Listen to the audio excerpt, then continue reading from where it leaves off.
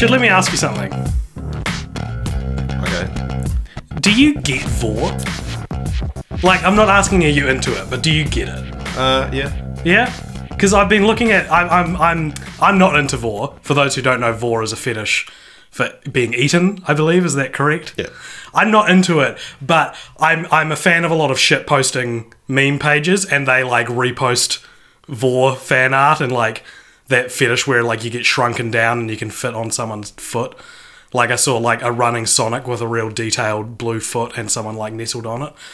And like I don't share this fetish, but I don't know, I understand why someone would be into it, I guess. AJ, does this have anything to do with The Land Before Time? What's that? More like, what's this podcast? What? Okay. This is the Vorecast. This is the fetish cast, where AJ and Richard, two world famous podcasters from New Zealand, we talk about fetishes that we're not into but understand and respect. Is that right? Yeah. What did we speak about last week? We talked about nugget porn, Okay. which is amputee. And what are we going to be talking about next week? Next week we're going to be talking about like shoes, not feet, but shoes. Okay. What would you say has been your favourite episode? Oh, they've all been terrible, man. They've all made me uncomfortable. They've all Hey, well, what made you the most uncomfortable then? probably the pedophilia one. I don't think we should have justified that by counting it as a fetish. It's more a perversion, but Right. you know. Well, the pedophile community did So do you- really like us for that one, though. Do you think it's we a, got a lot of nice emails? so you for think that. it's a perversion? Pedophilia is, sure. Do you Right. not think pedophilia is a perversion? Well, do you think homosexuality is a perversion? Of course not. It's not even a fetish. Why would you bring up homosexuality on Fetish Cast? It's an orientation. I'm we'll not- save that for Orientation Tuesdays. I get it. That's what I'm saying. Yeah. Well, that's what it says on the iTunes logo when you subscribe to this. It says Fetish Cast with AJ and Richard. We get it. Just kidding. This isn't that podcast. What is this podcast? This is a podcast called Film Franchise Fortnights on the Cult Popture podcast. Oh, actually, I've got a little audio clip to play at some point. I forgot to. Get up. It feels like this needed to be prepped in advance. Yeah, I completely forgot about it. Anyway, this is the Cult Popture podcast on the Film No, that's good. Yeah. That's fine. Anyway, myself, Richard Martin, and Alexander Jones, my co-host, Hello. watch and discuss a different film franchise every fortnight. Which is 2 weeks or 14 nights.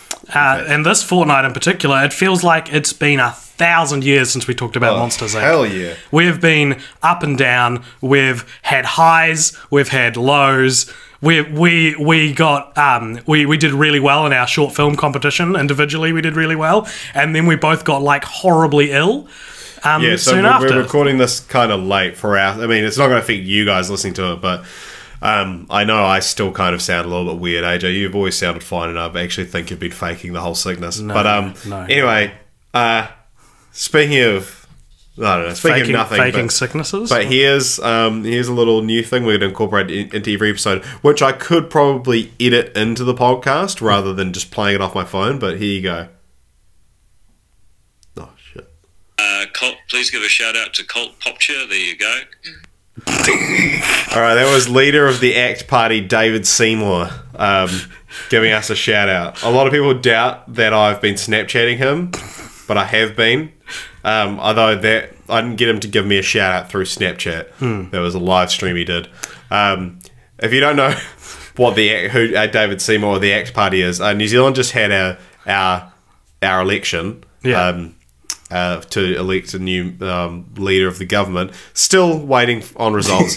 I went from not being interested in the election to grossly interested in it because now it feels like an episode of Game of Thrones because there's one dude who's got all the control and can decide who gets in. Yeah, I mean, how much do we need to explain it or want to explain it?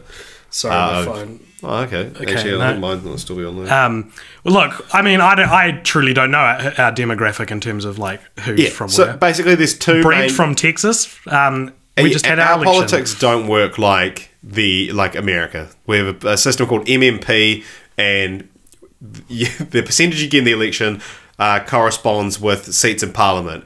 And getting the most doesn't mean you win. You need to have 61 seats. And if neither of the two main parties get 61, they have to form a coalition with one of the other parties that got in and got less seats. And so neither of the two main parties got enough. There's this one guy who runs a party called, old drunk man called Winston Peters, who runs the welcome to cult politics. Who runs a party called New Zealand First, and basically the whole country is waiting on him to decide who he wants to form a coalition with. He said he's not going to say anything until October 7th. He's just announced that today. He's coy. He said, stop asking me stupid questions. He went full Trump, basically, in his interview, going, that's a stupid question. Why would I answer that? Can we just get some answers? Yeah, well, I will answer your questions when you start asking me questions that are worth answering. So that's New Zealand's political climate at the moment. It's hot, it's fresh, it's spicy. Yeah, and we're not going to talk about it. We're going to be talking about a different climate. Yeah, so, okay, and David Seymour. Okay, I'll do that. I'll just say that again at the end of this. Sorry, yeah, because I've still haven't explained who David Seymour is. So there's a very small party called ACT. Now I have to explain electorates. No, you don't. Okay, so I understand, and I don't know what an electorate is. I do. But. Yeah, well, okay, basically, you can get into Parliament by being on one of the leading parties that gets us over 5% of the votes, or if you win an electorate, which means you're like a neighbourhood's member of Parliament. And for some reason, there's this party called ACT that has one electorate, and so this one guy, David Seymour, gets into Parliament, and he gave us a shout out, and that's why I explained New Zealand politics to you. I also asked David Seymour a question on his live stream. I said, hey David, who's your favourite Land Before Time character? And he said, I haven't seen them, I'm ashamed to say.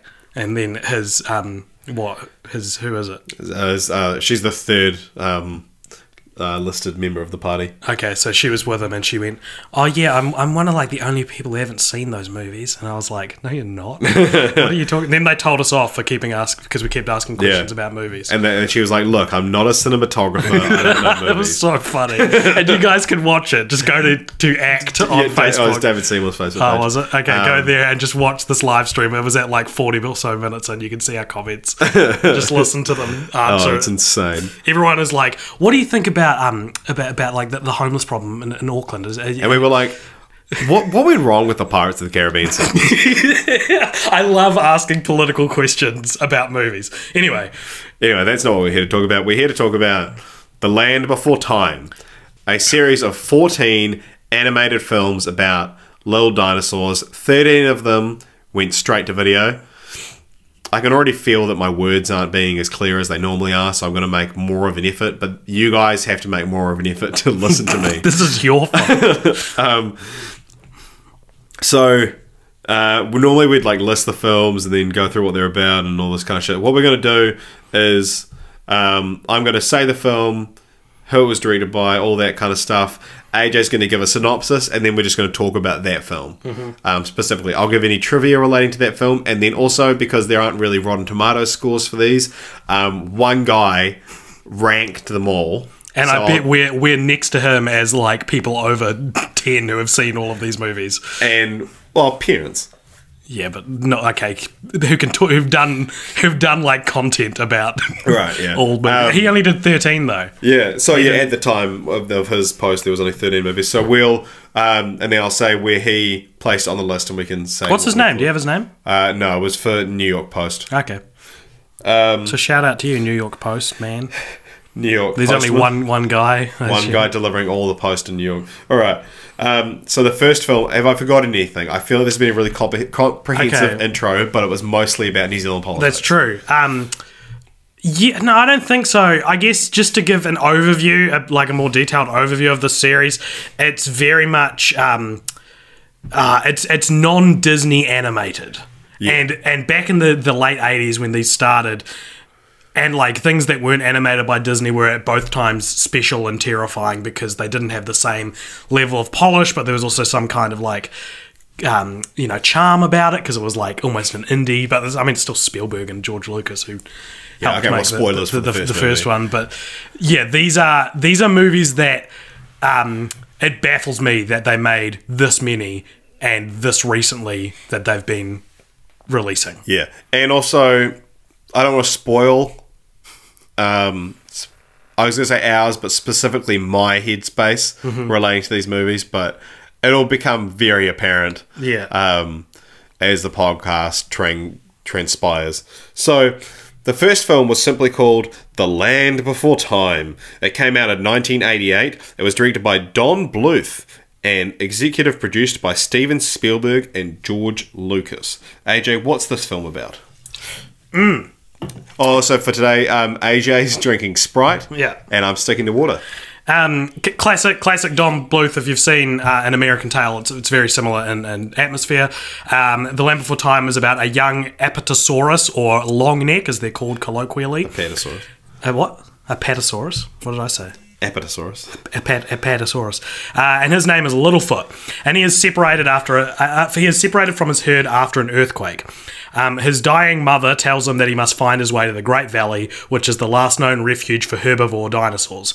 Along the way, he meets a Triceratops, or a three-horn, named Sarah, a Saurolophus, or a swimmer, named Ducky, a Pteranodon, or a flyer, named Petrie, and a Stegosaurus, or spike-tail, named Spike. Yeah. And they're all little baby dinosaurs. Yeah. And so this is where it all began. This single film spawned, according to IMDb, an astounding 13 sequels, as well as 14 games, 2 sing-along videos, and a TV series. Yeah. Now, I would argue with the use of the word astounding. I don't think you could use that to refer to any of these films. A little bit of trivia. The original idea by George Lucas and Steven Spielberg. The film originally had no dialogue. Wow. But then George Lucas was like, "Oi, now let's give them voices." That's real interesting because, like, The Good Dinosaur, Pixar's The Good Dinosaur, I reckon that movie was also originally envisioned with no dialogue because so much of it is visual. Like, there's the whole metaphor about putting the putting your mark on the silo, and it's all done with imagery. And I like the idea of these having no dialogue. So was this George Lucas's only sin? Is this the only decision he did wrong? By 1988, Yeah. Also, we talk about titles a lot on this podcast. The original title for this was The Land Before Time Began. Yeah. What do you think of that? Because I know you hate the title with a passion. The Land Before Time? Yeah. I don't hate it. That's not what you told me. No, I said something else. I can't remember what it was. You just said it was dumb. The Land Before Time's an okay... it's dumb because it's not before time. Yeah. They talk about time all the time in it. Yeah. But, I mean, I feel like that's pretty low-hanging fruit for joking about the titles for these movies. I've got more to say on the titles later on. Okay, cool. Next piece of trivia. Yep. I'm just getting it all out of the way now because spoiler alert, there's not a lot of trivia for the straight-to-DVD sequels. Don Bluth said he doesn't dislike the film, but he credits it for starting him making a bunch of shit films. I looked at his filmography post 1988, and he made such shit films as All Dogs Go to Heaven, Anastasia, and Titan AE. Those, I mean, they're not. I wouldn't say they're shit, but neither would I. They're definitely. Yeah, no, I didn't know they were all Don Bluth, but they definitely Anastasia's make sense. great. Anastasia's good. Titan AE is great. All Dogs Go to Heaven. I'd actually, for the record, I mentioned American Tail before. Not very good. Came out just before this. Not a very good movie. But it exists. And that's something I wanted to let everyone know that I knew. Also, I guess... I don't know. When do we say this? The most interesting piece of trivia about the first Land Before Time film. Okay. Yep, what is it? So, you mentioned Ducky. Yep. Ducky's a little Parasaurolophus. I need to look at it written down.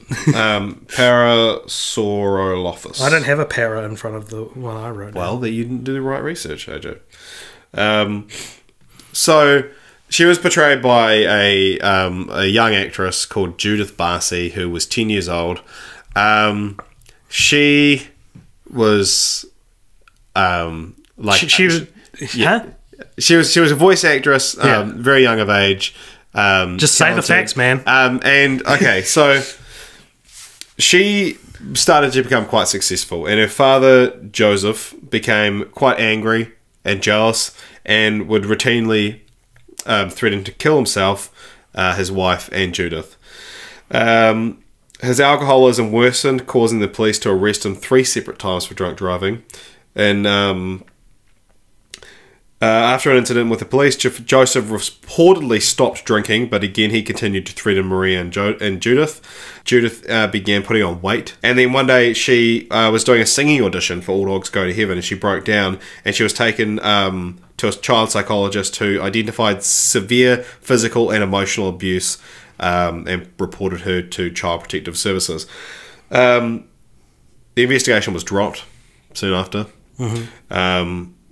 Maria assured the caseworker she intended to begin divorce proceedings against Joseph, and that she and Judith were going to move. Judith was last seen riding her bike on the morning of July 25th, 1988. That evening, Joseph shot her in the head while she was sleeping, and then murdered Maria. He then spent the next 2 days wandering around the house, and said during a phone conversation with Judith's agent the next night that he intended to move out for good. He just needed time to say goodbye to my little girl. He then poured gasoline on the bodies and set them on fire. After incinerating the bodies, he went to the garage and shot himself in the head with a .32 caliber pistol. The Great Valley Adventure. It's funny because normally I'm the one who doesn't take things like that seriously. Yeah. So it's interesting that you... well, one of us has got to... Yeah, exactly. Obviously, I take it seriously. No, I don't think you care, dude. So yeah, she was actually murdered 4 months before the movie came out. Oh, really? That Yeah. I didn't know that. No, like if you discovered us because of the Beethoven podcast, you might remember the story I told about who I pronounced as Joey Pilcher, whose name's actually Joey Pickler. Who's well, not a very another true crime story, not quite as bloodthirsty or gory as that one, but because AJ calls himself a true crime buff. What do you mean? Why do you say I call myself one? You do. Yeah, but what you say that like I'm not one. Like, what do I have to do to be? That's up to the listeners. Okay, I feel like it's up to me if I want to be a buff on something or not. A buff doesn't mean you know. Nah, I feel like buff's one of those things that like. If someone says, "Oh yeah, I'm a real film buff," I'm like, "Oh, whatever." I bet you love Tarantino. That's a callback. But what I was going to say is I think in the effort to be a little bit more sensitive about what is probably a worse story, we probably won't dwell on. Instead, we're going to talk about happy dinosaurs frolicking through valleys. It's one of those things you can't talk about Land Before Time without talking about, which is a shame. Because it is the most interesting thing about the franchise. Yeah. But there's not a whole lot else to say about it. We haven't developed a sequel based around the story this time, unlike I did with Joey Pickler. Okay, so what did you think of the first one? The first one, I get it. It's not my thing. I found it very boring. I feel like if I was a little kid and someone put that on, I'd be very bored watching it. But it's an achievement. It's really lovely animation. It's nice to look at, and there's some really nice storytelling in it. Oh. I just didn't like it. Yeah. So it got 70% on Rotten Tomatoes, and audience score 78. That's the end of the Rotten Tomatoes scores for the evening. Okay. I mentioned before that a guy ranked them. He ranked this as number 1, and he said about it, "Oh, come on, you knew this was coming. Nothing ever tops the original, and the same goes here. While the sequels have their merits, they can't quite touch the level of craft on the first and the feeling of meeting our dinosaur friends for the first time." So this list is coming from a guy who clearly really likes these films. I haven't said what I think of it yet. The first one is the best one. Okay, that's debatable, but I hated it. Yeah. this was like... But you know what? This isn't even, like... I can judge films on merits and, like, based on target audiences. This is just a bad film. It's pretty boring. It's so bad. None of the characters are particularly endearing in any way. Littlefoot looks like a grandpa's penis. Like he's like this grey. Like you know what he looks like. Probably. You guys know what your granddad's penis looks like.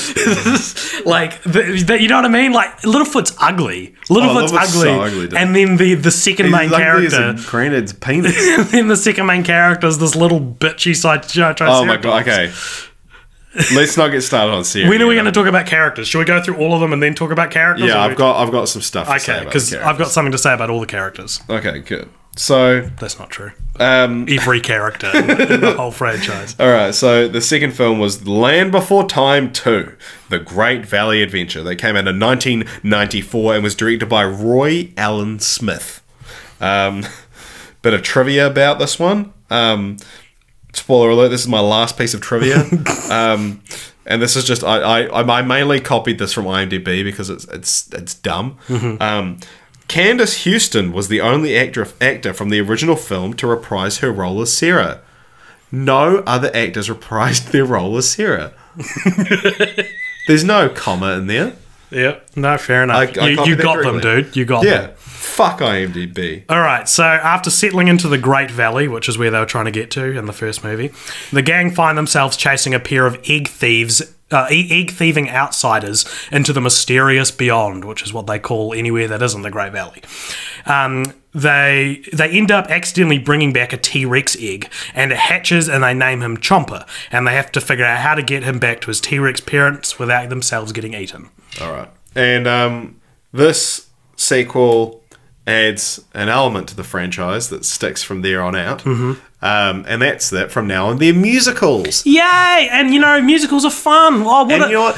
The songs don't need to make sense or, like, follow the logic of the films or rhyme or have any kind of, like, semblance of a beat or have, like, you know, syllables. We need to work on our comedy chemistry, dude, because I was still going to build it up. I was still going to be like, yeah, there's songs, you know, maybe that's what the first one was missing, like a couple catchy songs. And we'd be like, yeah. And then you'd go like, yeah, and they don't need to have, but you jumped in too soon. So it's my fault, is what you're saying. Wow, is it my fault? Yeah. Are you victim blaming? Is that what you're doing here? You're not the victim, dude. I'm the victim. Yeah, so... Let's give a sample. Okay, so in The Land Before Time 2, The Great Valley Adventure, when Chomper is hatched, they all gather around him and they start singing a song that goes, what is it? We're a family and you're one of us now. Though you look like we think you like us too because you're a family and you're one of us now.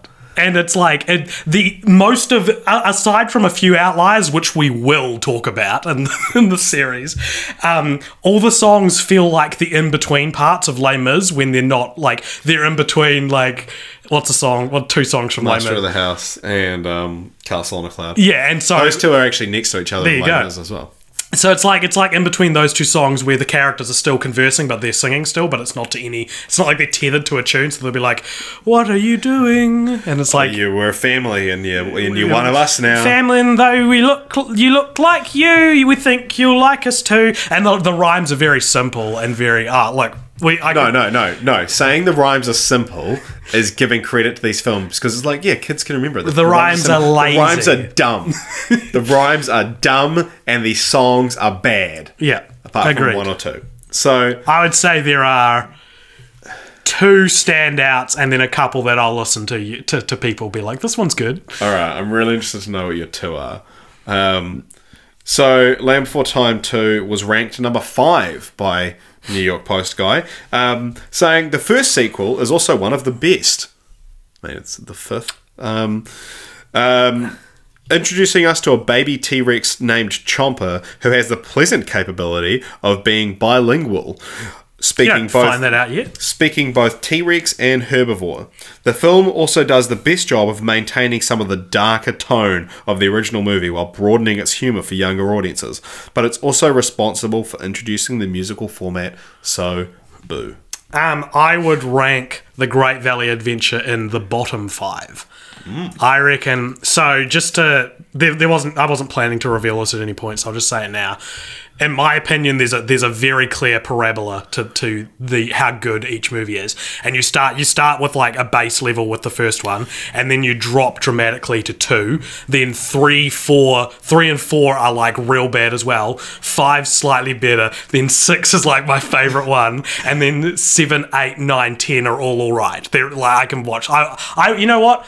If I have kids one day, I'll watch 6, 7, 8, 9, 10 with them. Like, they were fine. And then good lord, it drops at 11 and then keeps going down till 13 and maybe gets slightly more up with 14. Okay, that's my It's one of these things, like, I don't know when to say it because we haven't talked about it in the yet, but it's interesting you say that it goes, 11 goes down and then it keeps going down. 11, 12, 13. I agree that 11 and 13 are like the diabolically they are so bad, offensively bad. 12's probably my favourite one. What one's 12? Remind me. With Guido. You're like, oh yeah, that one's alright. That one just felt less like a movie and more like an episode of a TV show. Yeah. Which is a big problem with them as they go along, is that the stakes of the movies get lower and lower, and like it stops being epic and starts just being about, bloody Spike's eating too much.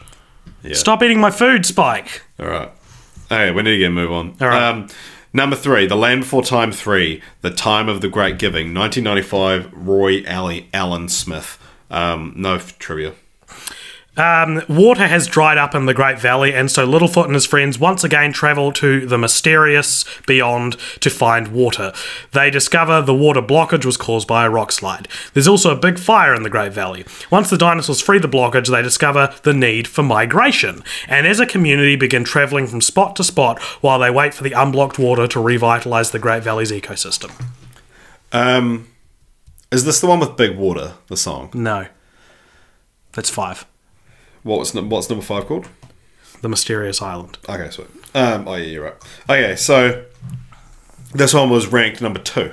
Interesting. I don't like this guy. The Raptors and the... Oh, you just fucking wait.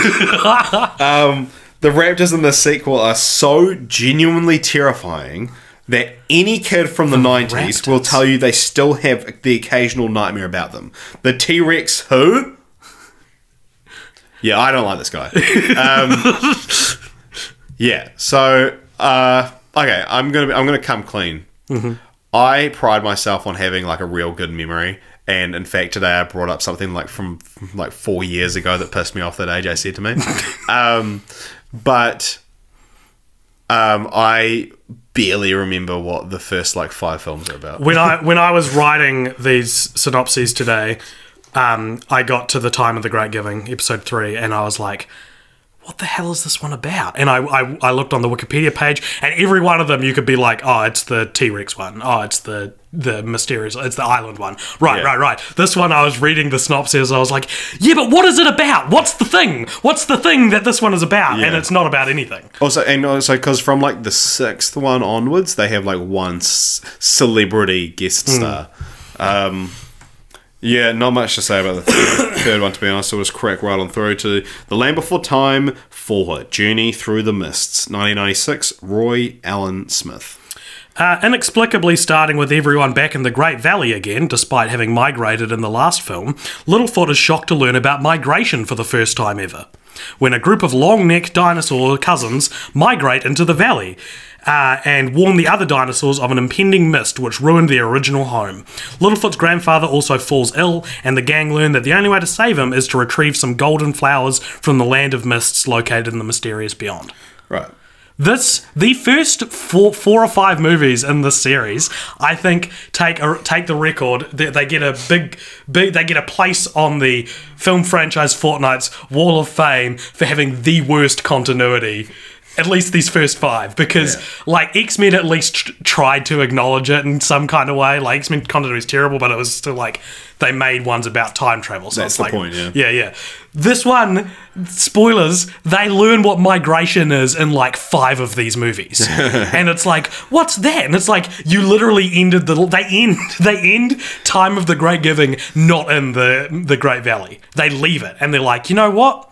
We're gonna We're gonna migrate. This is the, and I was like, okay, cool. So it's like the first one's like they go to their safe place. Then the second one's like they learn they actually need to leave it, or they stay in there for the second place. Then the third one, they learn that they need to leave it, and then maybe like the next 10 will be them journeying throughout the world. No, they're back there. They learn what migration is for the first time. What's this one even about? There's mists. This is the one I'd seen when I was a kid. I didn't know which one I'd seen, but I knew I'd seen one of them. I remember the golden flowers that they have to get to This heal. isn't the Friends for Dinner, is it? No, that's the Mysterious Island. Right. Okay, so this one, the guy ranked it 7th. Okay. He said, finally, the series adds a little more girl power in the form of Ali, Oh, finally. who looks just like Littlefoot. But then it quickly takes her out of the picture by the film's end, and she doesn't show up again in another movie. Yeah. Although she was in the TV spin-off series, albeit in a different colour. Yeah. Well, that's fair. That's all he said about it. All Or right. she. There could be a woman. Yeah, we don't know. Could be an 8-year-old. Could be a dog. It could be. I don't know. All right, what's the next one? Next one is Land Before Time 5, The Mysterious Island, I've got the 1997. longest synopsis. For this one. Directed by Charles Grosvenor. Now remember that name. Charles Grosvenor, okay? Yep. Yeah. Okay, after pests eat all the food in the Great Valley, the community of dinosaurs decide they need to migrate for the first time, which is a concept which Littlefoot and his friends have never heard of before. However, a rift is caused between the adult dinosaurs' unrelenting xenophobia and racial biases, which lead Littlefoot and his friends to run away in an attempt to find more resources and hopefully unite their racist parents. They end up getting lost at sea.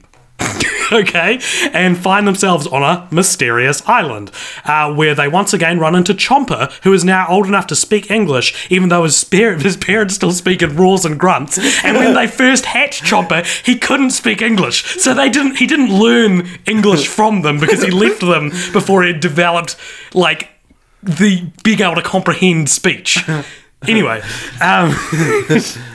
Rose and Grunts. They earn Chomper's parents' trust and respect after saving his life from another dinosaur, and then some random Elasmosaurus named Elsie turns up and takes the kids back to the lush, fertile part of the mainland. That's right. Where they can live with their parents in harmony again until the Great Valley sorts its shit out. Elsie, who turned up out of nowhere, is never seen in the series again. Not even in the TV show. I checked. That's so funny. Yeah. She saves the day from nowhere and never is in it Yeah. again. There's this giant like Loch Ness monster type thing. Comes out of the water and they're like, how do we get back? She's like, oh, hop on my head. Yeah. And then swims back and then, yeah, we never see her again. That's interesting because every minor character, apart from Elsie, obviously, appears in the TV show at some point. Yeah. Chomper's a main character in the TV series, and he's only in 2 of the movies. Yeah. All right, what did New York Poster say about All right. This one came third. Yeah. That island sure was mysterious, and it taught us the important lesson of not judging a dinosaur by the size of its teeth. As it turned out, one of the T-Rexes wasn't so bad after all. This is one of the best songs, one of the 2 good songs, which is called Friends for Dinner. Yeah, I liked Big Water, I'm going to be honest. Big Water's Big cool. Water was my first, like, oh, this is... How does that this is one go, actually a Richard? song. The big water refers to the ocean.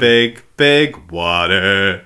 It's terribly big, Da, da, da, da. big water. Don't It's know what scary da, da, da, and it's dangerous. It's spooky and it's strangerous. Big In that big water. Yeah. And Yeah, then, that was my first sort of like, oh yeah, this is actually a song. but Like, you watched it this on is- 1.5 speed. So And they're so much better. Oh my! Like the songs are like, if you want to go out and listen to any of the songs from The Land Before Time, watch them at 1.5 speed. This isn't like this is a genuine life hack. Yeah. The songs are terrible. life hack. It's the best life hack. The there's real also- life pro tip is always in the podcast. There's also a song in this one that goes "Friends for dinner," and that's when Chomper is preparing food for his friends who have come to the mysterious island. But it cuts between Chomper singing it and Littlefoot and his friends singing it. And when Littlefoot's singing Well, it, so it starts off with Chomper saying, Yeah. oh, he's like, oh, I'll go get ready. I love having friends for dinner. yeah, and so Chomper's going like, I'm gonna have friends for dinner," and then Littlefoot Like, I'm going to and his- make them berries yeah, and shit. yeah. And then Littlefoot and his friends are like, "We're gonna be friends for dinner," and it's like it's very theatre-y, you know, yeah, like yeah. it's cool. It's a cool song. Yeah. All right. So that's all I have to say about 5. Number 6, The Land. And here I can't wait for this. The Land Before Time 6, The Secret of Saurus Rock, 1998, directed by Charles Grosvenor. Again, Grove. The Grove. The Grove. All right, Littlefoot is inspired after learning about the legend of the lone dinosaur, a long neck who protected the Great Valley from a sharp tooth, which is what they call T-Rexes, or any carnivorous dinosaur. None of the children seem to remember the story, despite the fact that they moved to the Great Valley within their lifetimes. And an old long neck named Doc then turns up in the Great Valley, and Littlefoot is convinced that he is the lone dinosaur the legends speak of. Unfortunately, with Doc's arrival comes a slew of natural disasters, and all the xenophobic adults blame this bad luck on Doc. There's also a whole plot about a big mountain which kids accidentally destroy, and that's really the reason for the bad luck, because it was like a lucky mountain. And Saurus Rock. Yeah, Saurus Rock, where the secret... I don't know what the secret is. Well, secret is that it was good luck. Right. And in the end, Littlefoot's grandfather saves them from a T-Rex, suggesting that there's a lone dinosaur within all of us. Whew. This is the best one. This is the top of the parabola. All right. So, the lone dinosaur, is voiced by Chris Christopherson, who is Alice in Chains to Johnny Cash's Nirvana. Yeah. So this is the introduction. What the heck did you just say? Alice in Chains to Johnny Cash's Nirvana. If Johnny Cash is Nirvana, oh, okay, then Chris Christopherson is like, Alice in Chains. Richard, Johnny Cash wasn't in Nirvana. Oh, AJ. All right. I'm just going to say it. Okay. This is the best song ever written in it. All right. Well, I'm going to quickly interrupt you there before you talk about it more. New York Post guy. Yeah.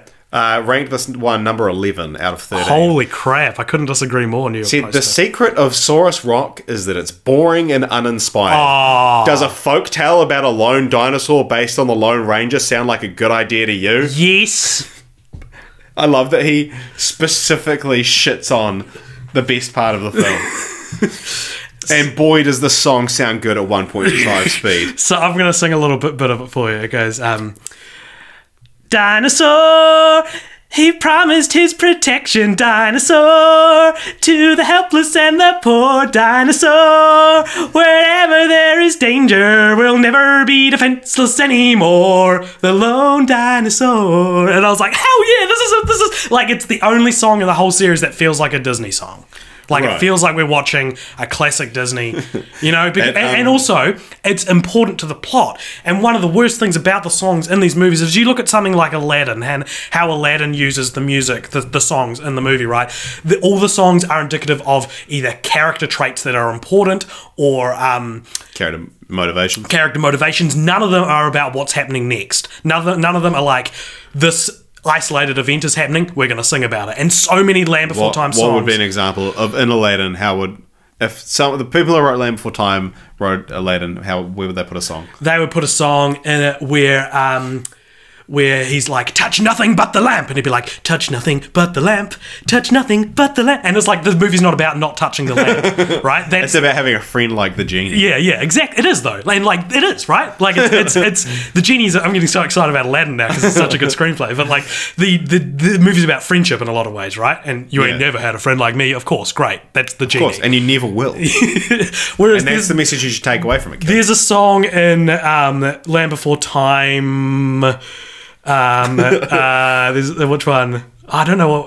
9, Journey to Big Water, about imaginary friends. There's a whole thing about imaginary friends. Yeah. The movie's not about imaginary friends. They just start singing about imaginary friends. It's almost like a Family Guy cutaway gag. Yeah. It's like they're like, we've got this song about imaginary friends. Where do we chuck it? And that's why I like the Lone Dinosaur song, because that movie is about like this epic character and about learning where, you know, because he builds up, this is how cool the Lone Dinosaur is, and then the message of the movie is effectively we're all capable of that. Yeah.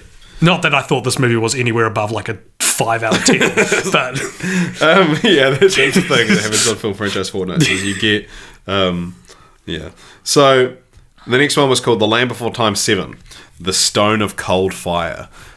Very cool title. Putting out there, that's a fucking cool title. It came out in 2000, and it was directed by Charles Grosvenor. Charles! No one believes Littlefoot when he says he saw a large blue asteroid crash into the far-off mountains, except for some strange new rainbow-billed dinosaurs, which turned out to be aliens. Spoilers.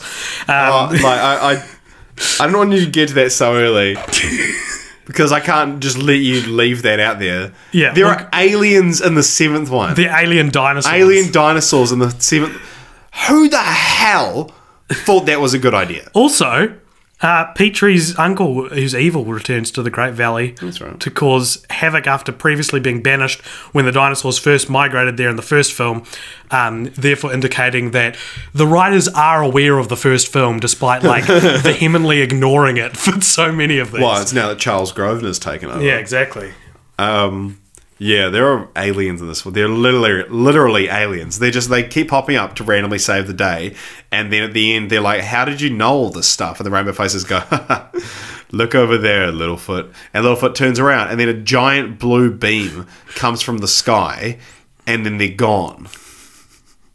Can I ask you something? How much do you remember about this one?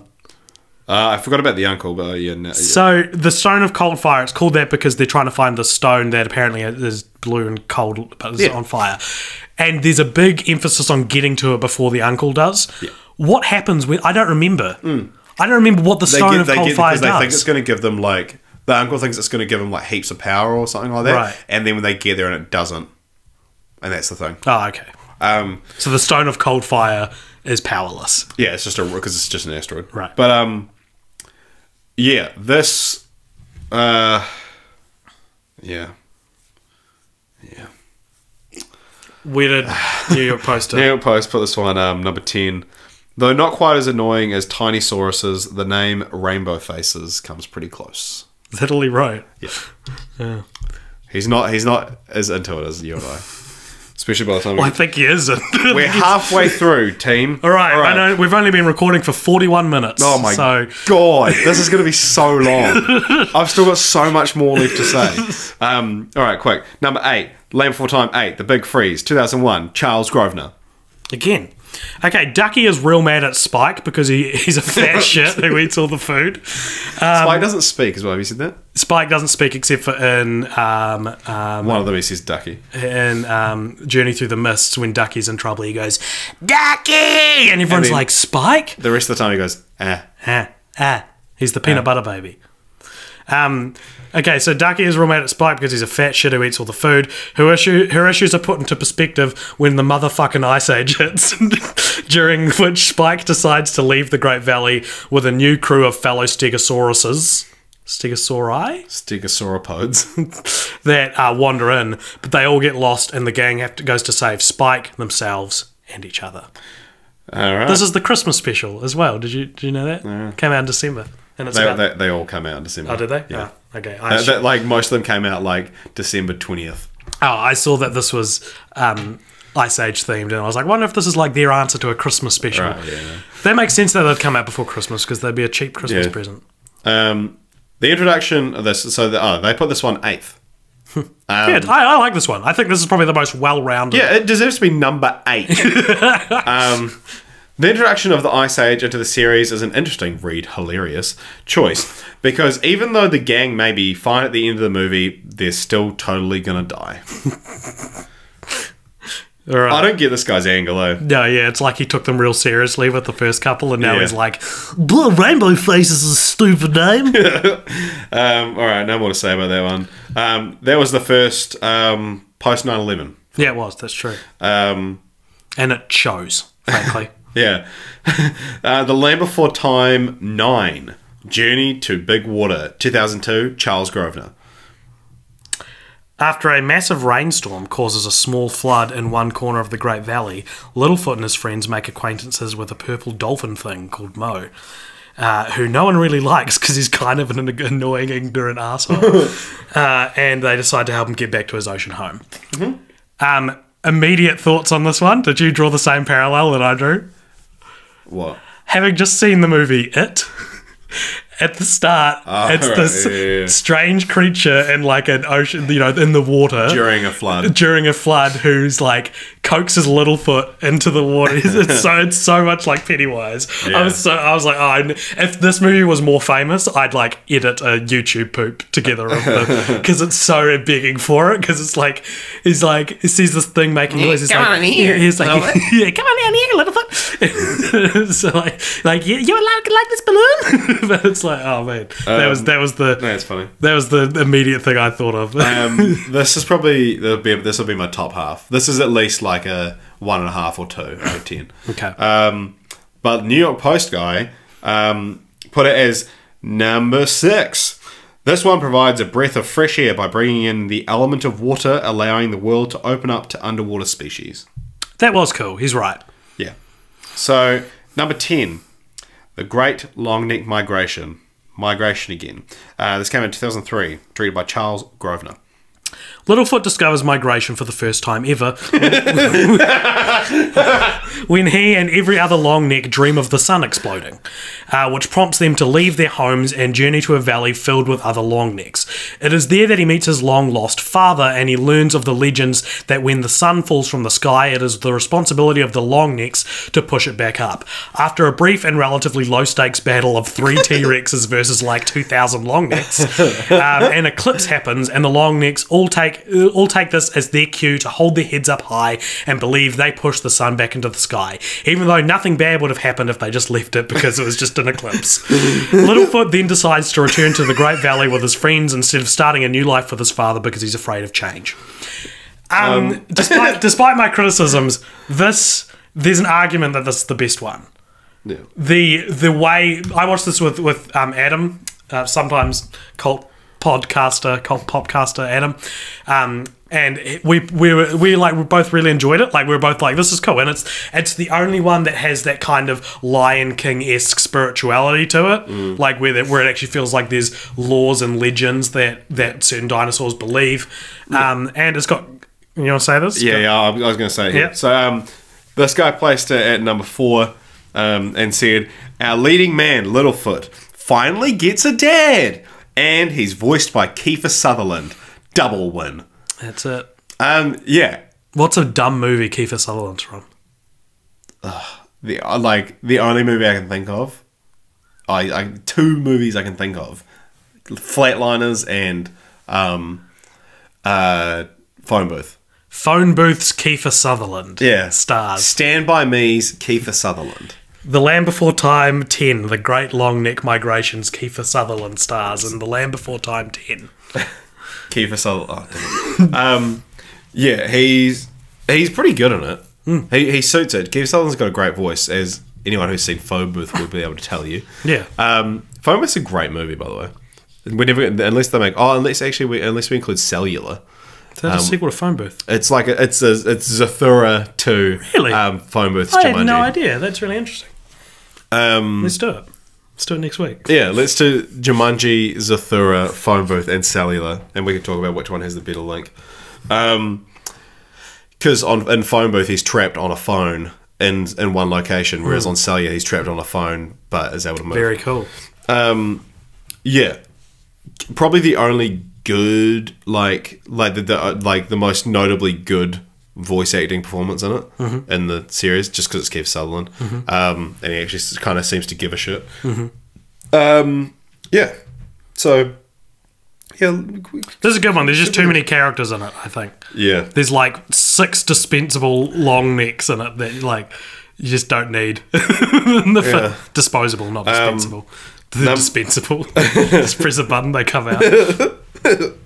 The Land Before Time 11, Invasion of the Tiny Sauruses. This one came out in 2005. They took a year off and was directed by Charles Grosvenor. Charles, what went wrong? First of all, you should never have 11 like in your repertoire of films. You know, like it's not a particularly aesthetically pleasing number, and I think Yeah, XI. yeah. These are all done with the Roman numerals. Yeah, as that's well. true.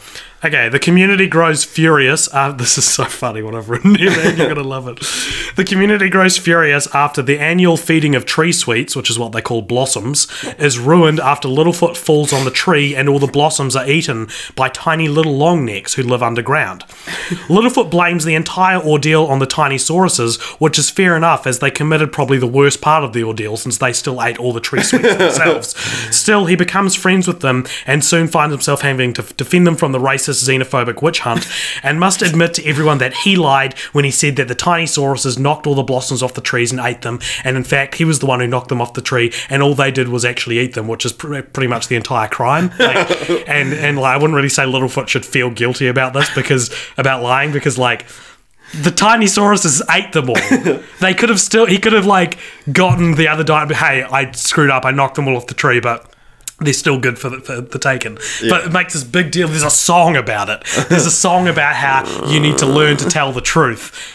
But he didn't do the worst part of it. Like, they get angry at the Tinisauruses for a valid reason. If I was on the writing team for this movie, I'd be like, no. Like,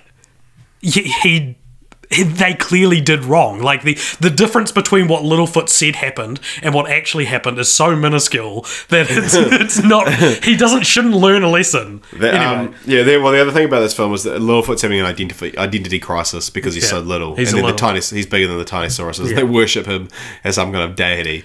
And this is the second worst one by far. Yeah, and they're all bad. Yeah, and it's still the second worst one by far. So this guy put it at number 12 out of 13 at the time. That's fair. So the Land Before Time series was never big on factual accuracy. They don't even call the dinosaurs by their real names, i.e. a T-Rex is called a Sharptooth. But they crossed the line with the introduction of Tinisauruses, which is so dumb it's unbearable. And talking about titles, as we do a lot, Invasion of the Tinisaurus is the most unland before timey title they've got. Invasion of anything is kind of like, feels like you're not taking it seriously anymore. Yeah, whereas like, to come from the Stone of Cold Fire, that could be a Star Wars title. Yeah. Cool as. Yeah. Probably a Star Wars comic, probably not. Yeah, okay, well, whatever. Not a movie. I was maybe an episode of Rebels. yeah, true. Or like a Terminator sequel or something. Yeah. But, yeah, this one was real bad. Ooh, it's pretty bad. It's pretty bad. I want to tell you how bad the songs are in it, but I was going to mention as well, but I can't remember what movies they're in. But there's like 8 songs about hating your dad. There's also every movie's about like learning that other people are different and that's okay. Yeah. Sarah always sings about how dad is so annoying. It's like, Sarah, you're annoying. We'll get to that. We'll get to that at the hour mark of this podcast. So the next one is called The Land Before Time 12, The Great Day of the Flyers. Came out in 2006, and I'll give you one guess as to who it was directed by. Tom Bluth. Charles Grosvenor. Oh, Charles, what are you doing, man? It upsets me that he directed both the like Golden Age and then the bad ones. Okay, Petrie, who's the Pteranodon, is having trouble practicing for his flying exam, which apparently all flying dinosaurs are required to pass because otherwise they're not allowed to fly. His troubles are pushed to the back of everyone's mind when Guido shows up, who's a Microraptor or a feathered flyer. Yeah. I don't have much to say. This is my favourite one. It's alright. It's pretty good. So this one was, they ranked number 9. It's forgettable and small in scope with very low stakes, but the flying scenes are coolish. Plus, there's a dinosaur named Guido. That's a plus. Guido was cool. Guido was real cool. Yeah, Guido's my favourite, like, one-off character. Yeah, only because Chomp was in it twice. I said this before, but Land of the Flies is the most, this feels like an episode of the show movie. Yeah. Oh, Guido's got Petrie's got to pass his flying test. Ooh, yeah. It's the most sitcom setup. Yeah. It's, it's like I said, it's low stakes, but it is inherent, like, because of that, it's probably one of the more fun ones. It's also one of the only ones that, actually both 11 and 12 take place in the Great Valley. They don't really leave the Great Valley. Yeah, true. Oh boy, here we go. Number 13, The Land Before Time 13, The Wisdom of Friends. This came out in 2007 and was directed by Jamie Mitchell, with supervising director Charles Grosvenor. I'm just going to read what I wrote here, and then you guys can decide where I placed it on my ranking. Littlefoot is inspired by a series of lessons imparted to him by his grandparents called the Wisdoms, which consist of things like don't walk across precarious platforms over cliffs and be nice to others. He decides to use this knowledge to help a herd of hopelessly stupid, feathered, fat fluoro dinosaurs migrate to Berry Valley, effectively bypassing the survival of the fittest method of natural selection, which the rest of the dinosaurs became so famous for in their life. Okay, yeah, and these dinosaurs are voiced by Cuba Gooding Jr. and Sandra Oh. Now, on the Wikipedia page, it was like Sandra Oh from Grey's Anatomy. Yeah. I was like, Wikipedia? Like, that's very creative of Wikipedia to like be like, this actress from this thing. Instead of just be like, this actress. Oh my gosh, this one sucked my dick, dude. Like, this was the worst. That just sound like it was like the best one. That's a good thing to happen to you, AJ. Clearly, we've led very different lives. Don't you hate when you like you? Yeah, I know. Oh my god, this film is like this film was like an orgasm, dude. It like, sucks. This film was the worst. I wouldn't wish this experience on anyone. This film was like having a big chocolate sundae, and you're not hungry. You're not full, so you eat the whole thing and really enjoy it. That's how bad this was. No, this one was the worst one. Yeah, this film was so I watched this last night and fell asleep for the last like 10-15 minutes, and then realized, well, I woke up and realized, and so I went back and watched it, and then I couldn't get to sleep for so long. This film ruined my life, dude. Dude, I watched the Tiny Sauruses at 4 a.m. when I had work and the live next streamed day. it. Yeah, this one was ranked number 13 Yeah. out of 13 at the time. Even if this movie weren't terrible, it'd probably still deserve to be last on the list based on the terrible name alone. That aside, the plot is about as lame as these things get, and not even a phoned-in voice role from Cuba Gooding Jr. can save it. Blame this one for putting the final nail in the coffin for the series. But it didn't. Yeah. They should have put one more nail in it, because 9 years later... 9 years. A Land Before Time, Journey of the Brave was released in 2016. Directed by, and this is this guy's name, Davis Doi. Doi Davis. Alright. What do you think of this one? Littlefoot goes looking for his long-lost dad again after he hears he probably died in a volcano. Like, that's what it was about, right? Yeah. It's... Okay, this one... It's definitely not the worst one, and like, but it's got good characterization. They actually all have pretty good characterization, just with the worst characters. Sure. And it was a tangible journey that made sense, but it didn't feel refreshed. Because, okay, why take a break for 9 years? You stop making these in 2007, right? Yeah. Then you do a TV series. Yeah. The TV series went for a year. One season, 26 episodes. There you go. So that's still 8 years between the last time you visited these characters and the first time coming back. And it doesn't feel like a reboot in the same way that, like, Beethoven's Big Break felt like a reboot. It doesn't feel like a reboot in the same way that, like... I don't know, what's another Jurassic World. Yeah, exactly, thank you. Like, that oh shit, I just knocked my pop filter into the microphone. It didn't feel like we have pop filters. It didn't feel like a reboot in that same way, and it just felt like another one. The animation was slightly cleaner, but other than that, it's like, how has this still got the same voice? How has it got and like literally the voice actors sound exactly the same. Especially Petrie. Petrie is definitely the same voice actor. Well, yeah, because Petrie's played by an adult. The rest are kids. Okay. Yeah, and it's like, why was this? Why did you decide to come back after all this time? Because assumingly they're not over, right? Assumingly if you're going to start again after 9 years in 2016, we'll get one next year, right? We'll get one probably this Christmas. Keep an eye on your That's the thing, and that's the thing, dear listeners. If you'll find it when we review a lot of these like C grade franchises, that like C is being kind. There is no information. There's no information on why Land Before Time made sequels. You can talk for hours about the development of Jurassic World. Yeah, you could. But yeah, like You can't talk for hours about the Stone of Cold Fire and why No that was one, made. because no one, there's no press documents release. Yeah, there's no one being like, and Land Before Time is getting a 7th film. It's like, it just happens and no one talks Yeah, about the it. only info on the production of any of the sequels, really. I mean, okay. You can try and look harder and If you you'll find like, something. please tell us, because we need to know how to find this But stuff. we, on the Wikipedia page for the second one, it says, in June 1993, it was announced that a straight-to-video sequel to Land Before Time was being produced. No release date was given at the time. Yeah. That's it. All right. That's all the films. Now that you know them, we can move on. We're at an hour. And now let's get to the real talk. Okay, so to condense everything we have to say here, I've introduced a new segment called 14 Reasons Why The Land Before Time is the worst franchise we've ever done. And it is. Yep. Like, Yeah, it is. honestly, it actually is. I've thought about it. I've looked back through every single one. I hate this more than anything, dude. Honestly, name a franchise that I sucks. don't have them up in front of me, but I get your point. I'm just going to say one, even if you're not going to admit you're wrong right now, are you? So, No, I'm not. even if I brought up like, oh, what about this one? You wouldn't be like, What about that time you got AIDS? But no, okay, this that is wasn't a worth- franchise. That was an ordeal.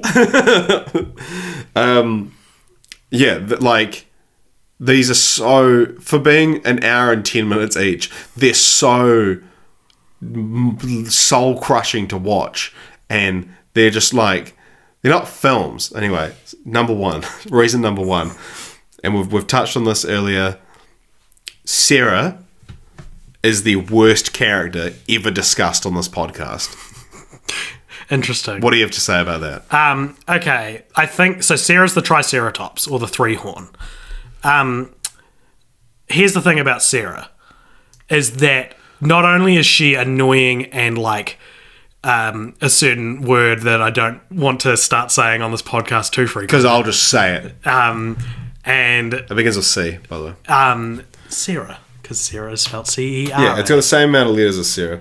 Not only is she annoying and bratty and, you know, Egotistical, doesn't know what's brash, good for her and bossy. like totally unlikable in every way, but she's also like soul crushingly real. Like, I went to primary school with a Sarah. Yeah.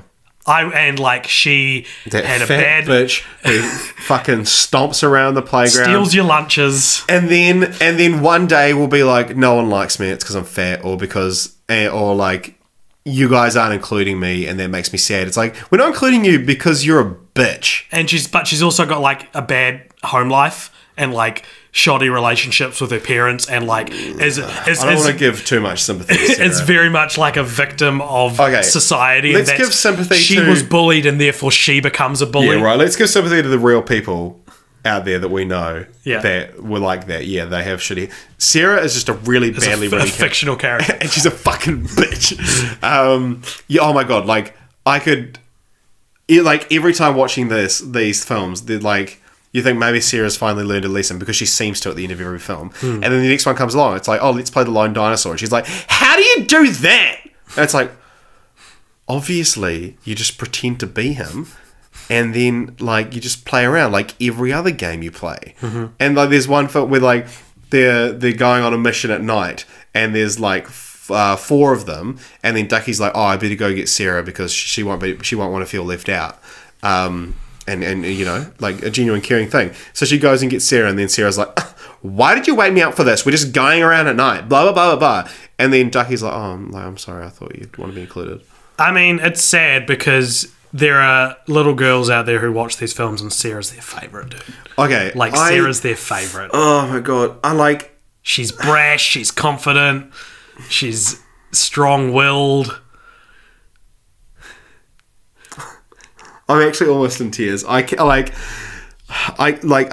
cannot, without you guys going out and watching all 14 films, I cannot express how bad of a character Sarah is. She has no redeeming qualities at all. She's not a good friend. Yeah. She's like incredibly rude. She's rude to her parents. She's like selfish. She's jealous. She's if you took every single negative trait you could possibly think of and put them into one person, it makes this fucking Triceratops. So that's number one. Number two, 14 films is too many. Yep. It is. I don't know if we need to say more about that. Just do one. All right. Do a couple more if you want. 3.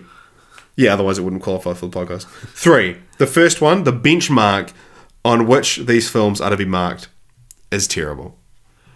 It's just not interesting. It's not bad. It's not badly made. Yeah, well, it's not a shill. The other ones are shills. Yeah, I mean, you think of other films that came out around the time. Even come on, Spielberg and Lucas together, they've made Indiana Jones 4, and it's better than The Land Before Time.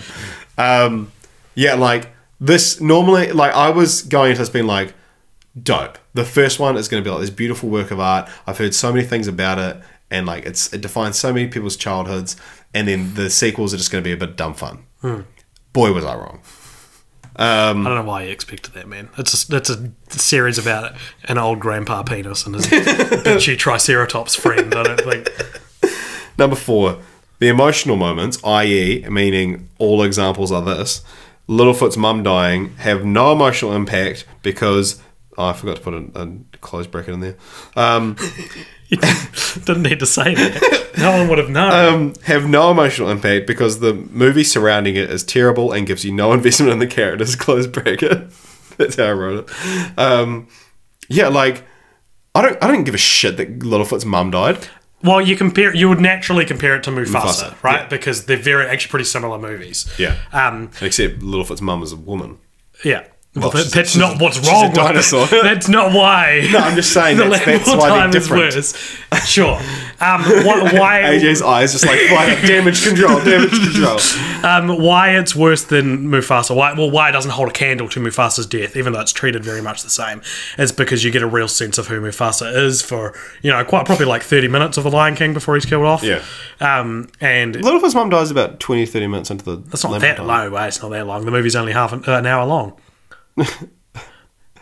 You mean it's an hour long? Just for anyone listening that didn't get what he meant, it's an hour long. Yeah. No, it's not half an hour long. Right. Yeah. We watched a full movie. Littlefoot's mum dies 10 minutes in. Right. Okay. I'm calling. That's what I reckon. Okay. Do you want me to pull it up? No. I'll go get the DVD that I bought from the warehouse for $4.50. With a handle at the top. Yeah. So little kids can walk around with it like a little handbag. If you know what I'm talking about, you know what I'm talking about. If you don't worry. It's not that funny. Yeah, but it's I didn't care. I'd heard people on Reddit mostly talking about Mufasa's death was nothing. Littlefoot's mum dying, takes the cake for me. Can't fathom why someone would think that. It's not even Littlefoot's performance isn't even as heartbreaking as Jonathan Simba's. Taylor Thomas's. Dad, get up. Yeah, it's just, Mum, you're dead. I guess I'll go on this adventure. And then not talk about you for 30 And that minutes. also defines Simba, whereas Littlefoot's mum dying. It's just okay, now you live with your grandpa, Yeah. whose penis you look like.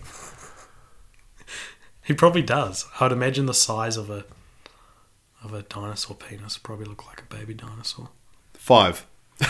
The music, bar the lone dinosaur, aren't even songs. They're just a collection of syllables in the strangest order over something vaguely resembling a tune. We've kind of already talked about this. Yeah. So I don't need to do all that. Number 6. 13 of these 14 films were released straight to video. Mm-hmm. What does that tell you about the quality? Yeah. Tells you everything about the quality. Exactly. 7. The animation, for the most part, is terrible. Disagree. Okay. I don't mind the animation. I think it's better than...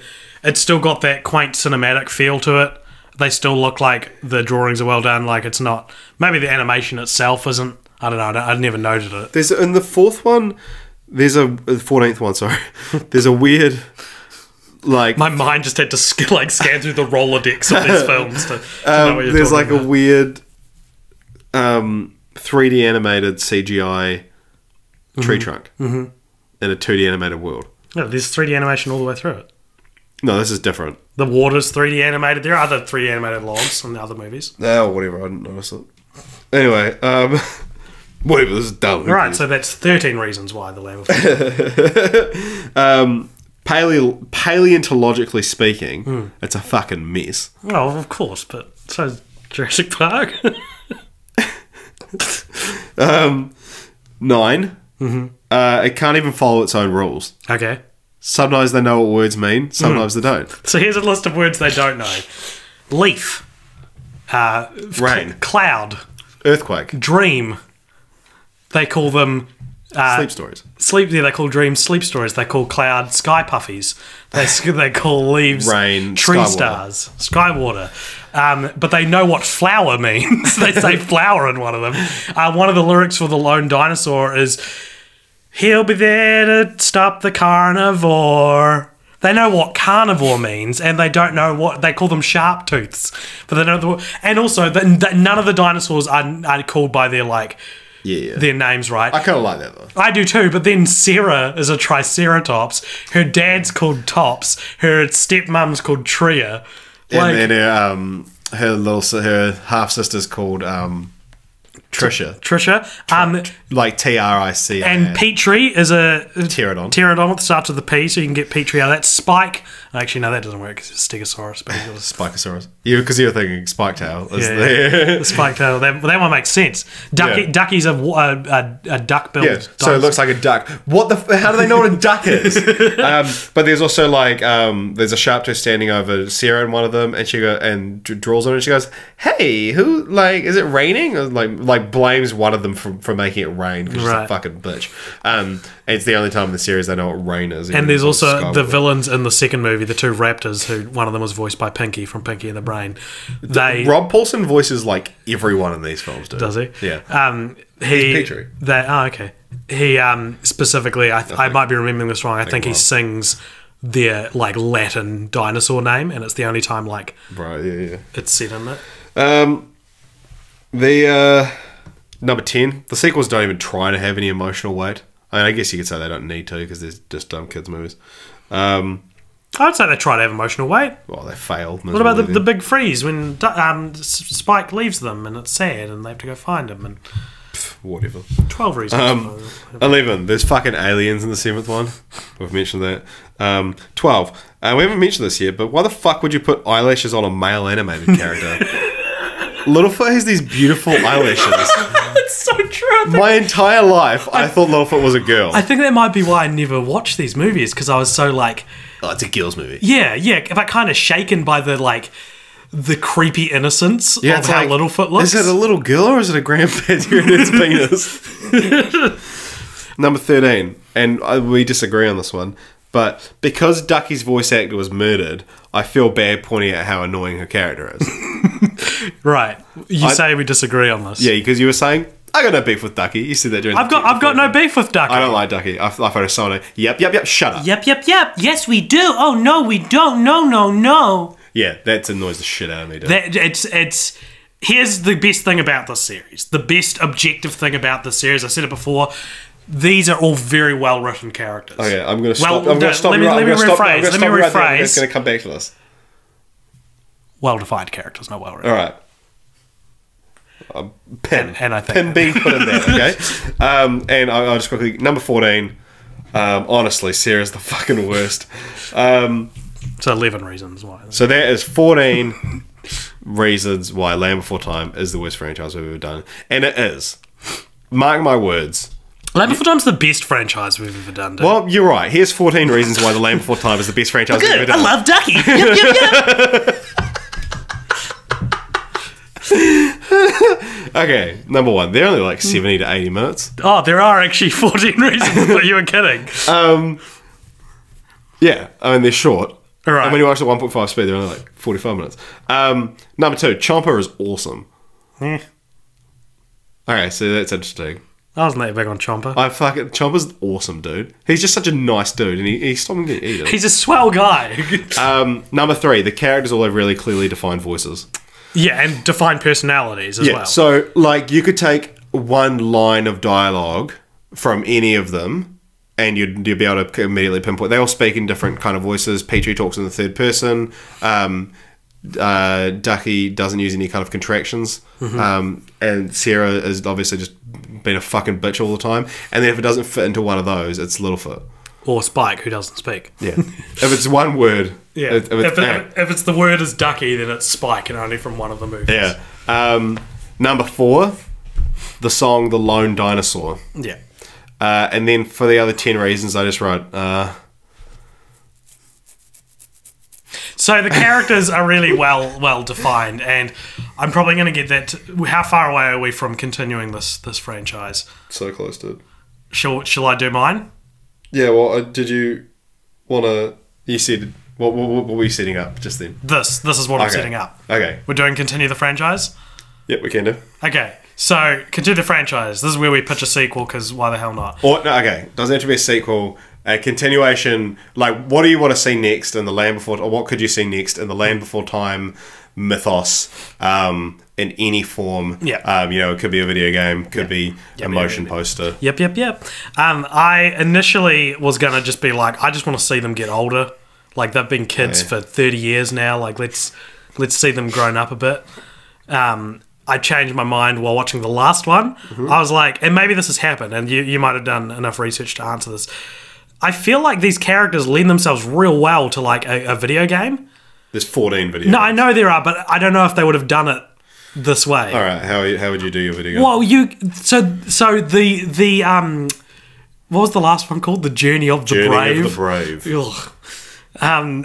That one, like I noticed it in that one. That like you imagine if it's like the Lego games where you can switch between characters, Right. because each one of them has a skill. Yeah. Like Sarah can headbutt things And over, be a total bitch. and Littlefoot can't do anything. Littlefoot Spike- can't do anything, but he's the He's the Mario. Yeah, he's the Mario. Ducky can swim. Petrie can fly. Petrie can fly. Spike can be a fat idiot. Eat. No, Spike would be your weapon because Spike can like bowl people over, Yeah, but then why can't Sarah do that? because that's not her assigned skill in this game, I guess. But I was gonna say Littlefoot is tall. is he though? I mean, Isn't it? Petrie can fly. That's the thing. I as I'm saying this, I realised I would probably just play as Petrie all the time because Well, levels would be designed in certain ways, so that they would have things you can only do as certain characters. yeah, this must exist, but I've never seen it. There used to be a Flash game on the Cartoon Network. Cartoon Network, I think. It's Universal. Would that be on Cartoon Network?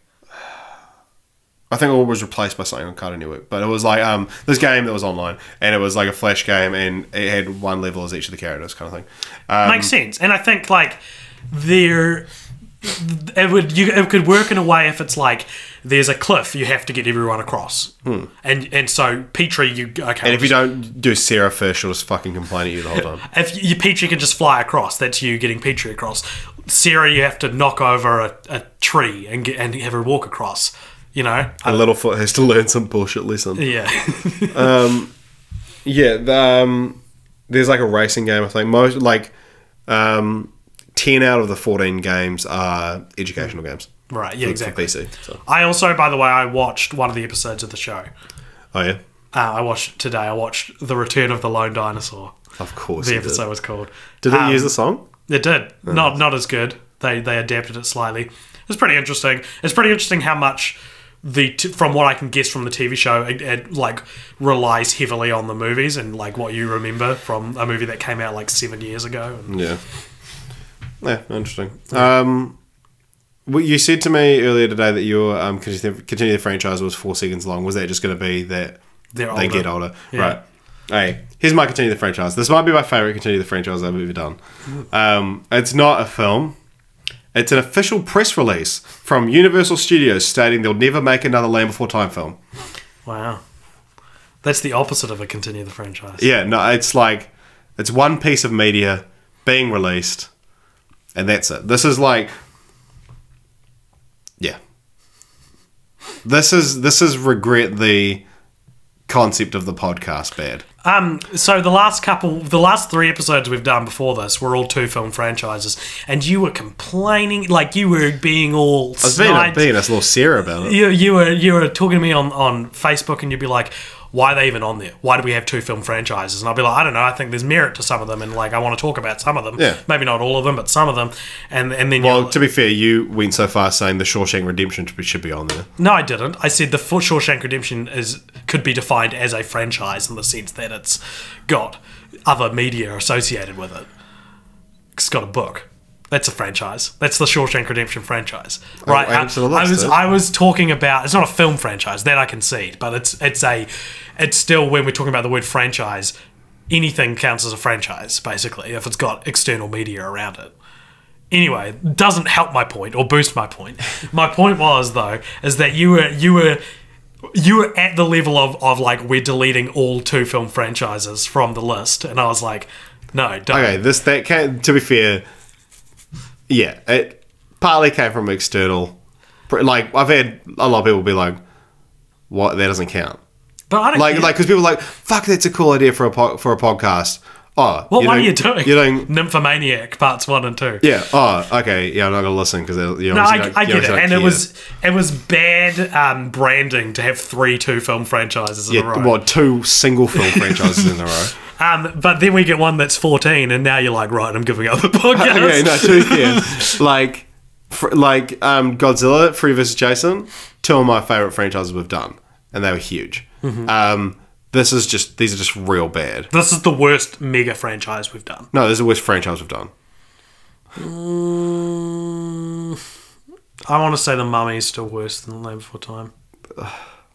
No, okay. The Mummy had has an excuse. Okay, look, you're right in the sense that this is the worst time I've had watching movies for the series. Actually, I didn't Godzilla got pretty bad, dude. In the first one, the first era. Godzilla would get so bad it would be funny. Yeah. I get it. This is the worst time I've had watching them. I don't know if they're objectively the worst films. Maybe they are. I'm just playing devil advocate. Also, the backstory. I watched these films at work because I was on late shifts when there's not a lot to do, and when there's only like half a dozen people around, and having to explain that no, I'm not watching The Land Before Time, I'm watching The Land Before Time 6, like over and over again. It's so annoying. And now I'm just that guy at work. I tell people about the podcast and they're like, oh, that sounds real cool. I'm not going to listen to it. I haven't gained any new followers from my ventures. But yeah, oh my God, these are embarrassing movies to be watching. I'd minimize the thing and put it to one side so it was off in a corner. You know when you do things and you think, oh, no one's going to notice this, but everyone can. If you saw someone else doing that, be like, they're trying to fucking hide that they're watching The Land Before Time 7. Okay, how are we going? What else do we need to talk about? We're at quite a... We're cutting out some of this, so... No, we're not. How long have we been going for? Well, it says an hour 27, but it'll be slightly less from that if you're playing. So we've been talking longer than any of the Land Before Time films. Yeah, but there's 14 of them. We've been talking nowhere near as long as all 14. Okay, AJ, we'll keep talking. Jesus. All right. Let's move on to a segment called Franchise Roulette. This is a segment where we randomly... I have a little fancy little random number generator, which says a franchise... says a... Oh, what if it's gonna be... God, I hate this. What if it's real long? No, because we're damned if we do and damned if we don't now, because if it's real long, we don't have time. We've got 10 days to watch the next one. And if it's a short one, you're going to be like, well, it's not even a franchise, I don't want to do it. What's your ideal here? What do you want to get? I want to get Men in Black. I want to get, 3 to 7. 7? I don't even want 7. No, I'm saying that's what? ideal for the podcast. Do you know what? That's for me. That's ideal for the podcast and amount to talk about versus not having too much to talk about today. Do you know what though? I'll watch whatever this gives me. Yeah, me too. And we'll be watching. My heart. My heart is... Okay, you have no idea. My heart is thumping right now. You have no idea how much I've been looking forward to doing franchise roulette. To not be the Land Before Time guy at work anymore. My heart is thumping, dude. 103. 103 is... It's, okay, right off the bat, it's a 2-film franchise, but... I don't want to do it. We should get David Corios, friend of the podcast, on for The Raid 1 and 2. Oh, nice. That's very cool. Yeah. That's very cool. Well, I know you're just fucking ruined having Dave as a guest. Like, Why? what if he doesn't want to do it, or what if he I'll like? message him. What's he doing? Should we call him? Do you want to call him? Nah. Nah, do it. It'll be funny. You have to yes and it. I've already brought it up. Let's see if he's active. Okay, he's active. Okay, let's call him. I'm pretty sure Dave specifically said he wanted to do this with us once. Is it on speaker? Yeah. Yo. Hey. Hey man. You're on Film Franchise You're live Fortnite. on Film Franchise Fortnights. Okay. We're just rolling our next franchise, and it's The Raid. And we were extending a personal invitation. He's peeing, so I'm going to pull the microphone away from Mike. Do you want to watch The Raid? Do you want to watch with The us? Raid 1 and 2 with us? Yeah. Oh, I'd love to watch Raid with you guys. And do Hell yeah. a podcast about it? Yeah. Oh, nah. All right, thanks, Dave. We'll see you in a second when we come upstairs. No, what was that? I know. No, we were kidding. No, we were like, imagine if you were like, oh yeah, I'm real keen to watch The Raid with you guys. Oh, and do a podcast? Oh, nah, not keen. Oh no, I want to do a podcast with you guys. Yeah, yeah. I think I made it a lot better. All right, thanks, Dave. We'll talk to you in a I'll second. talk to you in a bit. All right. Hey, enjoy the rest of the podcast, guys. How did it go? Sum up Land Before Time. Sum it up. Richard, do you want Oh, to do they're the terrible. They're fucking terrible 13 films. movies in 2 sentences. Go. Oh, it's 14 films. That's one sentence. 14. Sorry. I didn't watch them. Sorry. 14. Okay, here's my 2 sentences. There's 14 films. They're all terrible. Okay. Good job, guys. Hey, congratulations on the podcast. Thanks, mate. All right, thank you very much for listening, everybody. Tune in next time for Oh boy, The Raid. I hope people have enjoyed this. The Raid and The Raid 2, Berendale with David Karius. Researched by Alexander Jones. Yeah. Oh, Fuck, I that's. don't have to do anything. Oh, and I only have to do 2 films. Yeah, you always get the easy. I've had. You've had all the mega ones. Yeah, I have, eh? Yeah, I you had have. previous But you Jason like Godzilla. it. You're Yeah. better at it than I am. Oh, thank you. But yeah, I like. Yeah, I volunteered for Godzilla. I said I'll do Godzilla and I'll do all of them. Yeah. Anyway, you can, if you enjoyed this, if you enjoyed our sweet bants, like us on Facebook under And Cult subscribe to Culture, our Patreon. and which we don't have, but you can start one for us if you like. Yeah. Start us a GoFundMe. I didn't read out any mail on this episode. I don't know if we got any recently. But that's all good. It's already been too long anyway. Yeah. But with that being And said, I'm not doing our new segment where we write fan mail to the franchise because I would wrap up some feces and be like, "Dear Sarah, this is for you. But that being said, please send us some questions. If you've got any, we'll answer them on the next one. Send any questions for young Dave, if you've got any questions for him. And you can also subscribe to us on YouTube, where you might be listening to this, or on iTunes, or on SoundCloud. And you know what? May the Force be with you."